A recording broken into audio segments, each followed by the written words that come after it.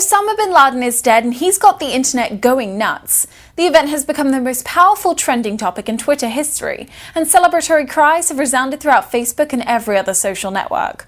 But since this is the internet, hundreds of image macros and animated GIFs have crawled out of the meme pool over the last few days, pitching Obama as Superman against Osama, portrayed as a similarly comic booky villain.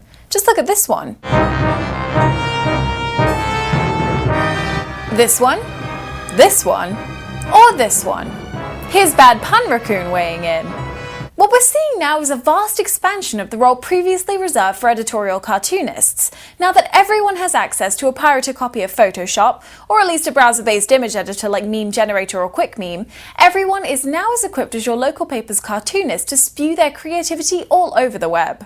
Most of them are pretty light-hearted, emphasizing Obama's effortless swagger.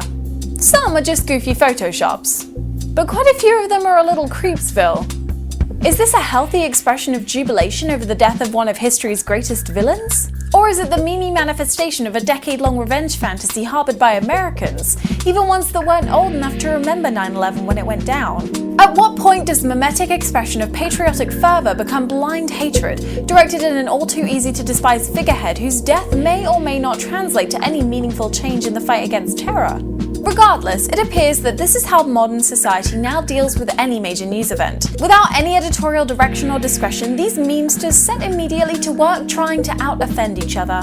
But it appears not everyone is interested in playing that game. Random internet user Jessica Dovey posted a quote, part of which was attributed to Martin Luther King Jr. to her Facebook wall, which was then shared on Twitter.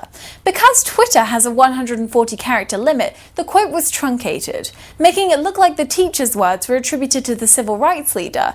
The post was eventually retweeted by celebrity magician Penn Jillette. The misquote read, "I mourn the loss of thousands of precious lives, but I will not rejoice in the death of one, not even an enemy. Returning hate for hate multiplies hate, adding deeper darkness to a night already devoid of stars.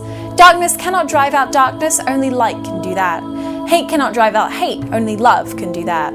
The quote was eventually debunked as a garbled misattribution of MLK's words, but not before it was retweeted, tumbled, and otherwise shared thousands of times across the web, proving that the sentiment behind the misquote is very real for millions of people, even if its vehicle is fraudulent.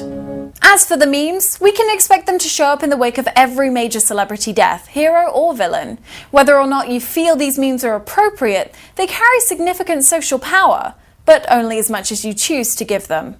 I'm Molly, and this is Rocketboom.